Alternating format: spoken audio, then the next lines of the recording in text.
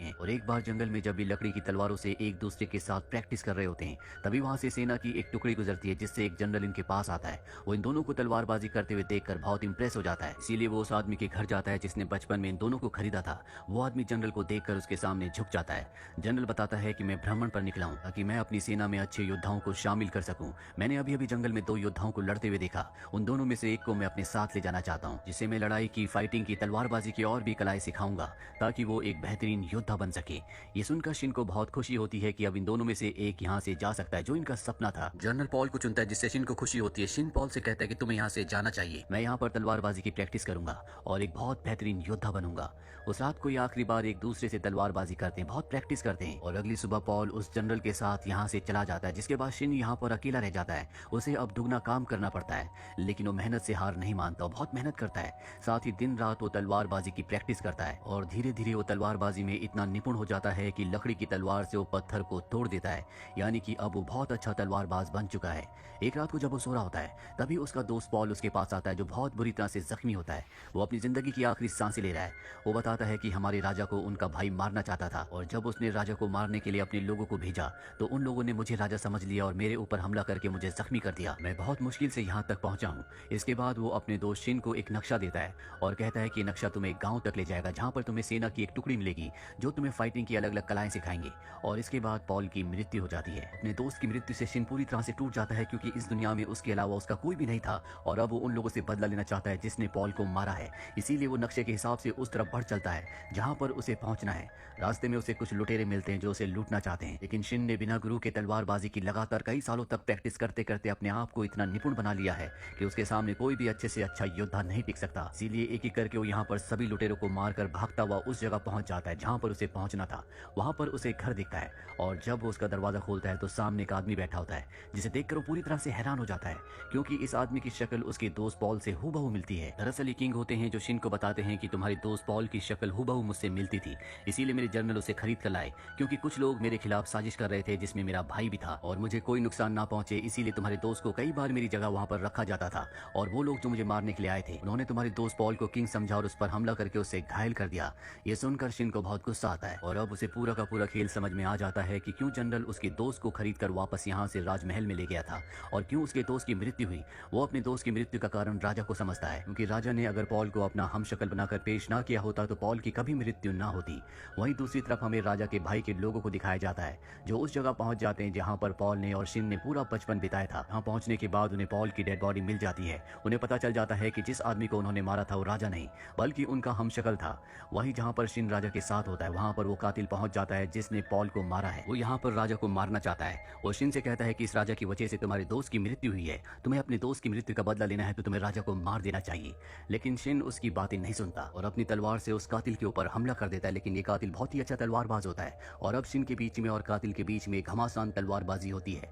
लेकिन शिन अपने अभ्यास से बहुत अच्छा तलवारबाज बन चुका है, इसीलिए वो उस कातिल को मार देता है। उसकी तलवारबाजी से राजा भी उससे इंप्रेस हो जाता है और शिन अब भी किंग को माफ नहीं करता, क्योंकि उसे लगता है कि उसके दोस्त की मौत की वजह सिर्फ और सिर्फ किंग है। किंग शिन को बताता है कि तुम्हारे दोस्त ने अपनी कुर्बानी दी है, क्योंकि वो अच्छी तरह से जानता था कि मेरा जिंदा रहना बहुत जरूरी है। मेरा भाई बहुत ही निर्दयी है, अगर उसने हमेशा के लिए राज किया तो वो पूरी प्रजा पर बहुत अत्याचार करेगा।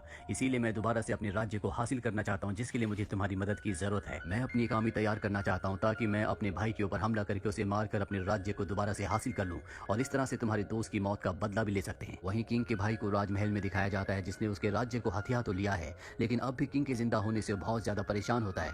वो अपने लोगों से कहता है कि किसी भी कीमत पर तुम्हें किंग को यानी कि मेरे भाई को मारना होगा और वो अपने खास योद्धा को राजा को यानी कि किंग को मारने के लिए भेज देता है। और जब शिन और किंग जंगल में होते हैं तभी वो आदमी इन दोनों के ऊपर हमला कर देता है, जो कि जहरीली सुइयों से इनको मारना चाहता था। लेकिन शिन उसका मुकाबला करता है, वो अपनी तलवार से उस पर हमला करता है। वो भी बहुत अच्छा तलवारबाज होता है। इन दोनों के बीच में एक घमासान लड़ाई होती है, लेकिन इस लड़ाई में भी शिन की जीत होती है। शिन उसे मार तो देता है, लेकिन एक जहरीली सुई उसके कंधे पर लग जाती है, जिससे वहीं पर बेहोश हो जाता है और किंग उसका ख्याल रखते हैं, उसका इलाज करते हैं और जल्दी वो होश में आ जाता है। अगले दिन यहाँ पर बहुत सारे सैनिक आ जाते हैं, जिसमें किंग का जनरल भी होता है। वो किंग से कहता है कि मैं अब भी आपका वफादार हूँ, मैं आपके लिए लड़ना चाहता हूँ। किंग जानते हैं कि जनरल सच कह रहा है, वो हमेशा से उनका वफादार था, लेकिन किंग के पास अब भी उतनी आर्मी नहीं है कि वो अपने भाई की सेना का मुकाबला कर सकें। उनका जनरल कहता है कि हमें पहाड़ी कबीलों के पास जाना चाहिए, वो बहुत अच्छे योद्धा होते हैं, अगर वो हमारी मदद करने के लिए तैयार हो जाए तो हम आपके भाई की सेना का मुकाबला कर सकते हैं। और अब ये सब के सब एक लंबे सफर पर निकल पड़ते हैं। जंगलों को पार करते हुए ये उस जगह तक पहुंच जाते हैं जहां पर पहाड़ी कबीले वाले रहते हैं। वो सब के सब इन्हें घेर लेते हैं और अपने लीडर के पास ले जाते हैं। यहाँ पर किंग उस लीडर को सब कुछ बताता है कि कैसे उन्हीं के भाई ने उसे धोखा दिया और उनके पूरे राज्य को हड़प लिया। वो बताते हैं कि मेरा भाई एक अच्छा राजा नहीं है, वो सब पर बहुत अत्याचार करेगा, इसीलिए हमें आपकी मदद की जरूरत है। पहाड़ी कबीलों का जो लीडर होता है वो इनकी मदद करने से मना कर देता है, क्योंकि अतीत में किंग के लोगों ने इनके ऊपर बहुत अत्याचार किए होते हैं। किंग यहाँ पर इनसे माफी मांगते हैं और कहते हैं कि एक बार फिर से किंग बनने के बाद आपके साथ कभी ऐसा नहीं होगा। जिसके बाद पहाड़ी कबीलों का जो लीडर होता है इनकी मदद करने के लिए तैयार हो जाता है। अब वो अपने मास्क को हटाता है जिसके पीछे एक लड़की होती है।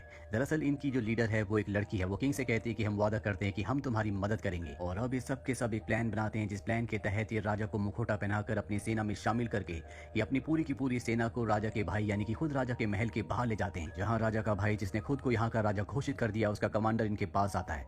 यहाँ पर जो पहाड़ी सेना की लीडर होती है वो कमांडर से कहती है कि हम भी तुम्हारी सेना में शामिल होना चाहते हैं ताकि हम भी राजा के लिए सर्व कर सकें।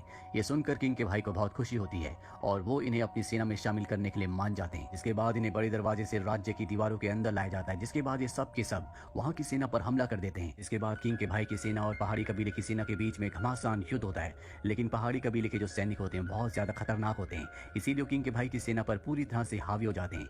वहीं शिन किंग और जनरल को दिखाया जाता है जो एक खुफिया रास्ते से महल के अंदर दाखिल हो जाते हैं। वहाँ पहुंचने के बाद ये सब के सब अलग हो जाते हैं। शिन कुछ लोगों के साथ उस तरफ बढ़ चलता है जहाँ पर किंग का भाई है। तभी इनके सामने एक बहुत खतरनाक मॉन्स्टर जैसा इंसान आ जाता है जो कि बहुत ही पावरफुल होता है। शिन उससे अकेला ही युद्ध लड़ता है और इस युद्ध में भी शिन की जीत होती है, वो उस मॉन्स्टर को मार देता है। यहाँ से आगे बढ़ने के बाद वो उस जगह पहुंच जाता है जहाँ पर किंग का भाई होता है जो कि अपने तख्त पर बैठा होता है। उसके चेहरे पर बिल्कुल भी शिकन डर नहीं होता और तभी वो अपने सबसे खतरनाक योद्धा को बुलाता है और शिन से कहता है कि अगर तुम सच में एक योद्धा हो तो तुम मेरे इस योद्धा से लड़ो।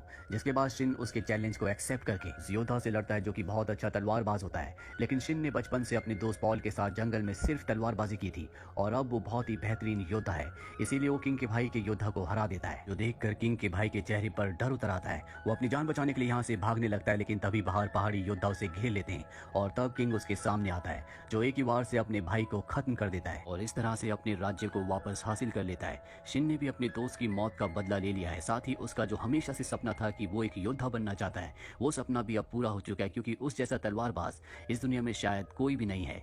यहाँ पर पहाड़ी कबीलों की जो लीडर होती है वो भी अपनी सेना के साथ अब किंग का हमेशा के लिए साथ देने को तैयार हो जाती है, यानी कि अब वो अपनी सेना अपने लोगों के साथ यही राज्य में रहेगी। और इसी के साथ ये फिल्म, ये कहानी यहीं पर खत्म हो जाती है। उम्मीद करते हैं कि ये कहानी आपको पसंद आई।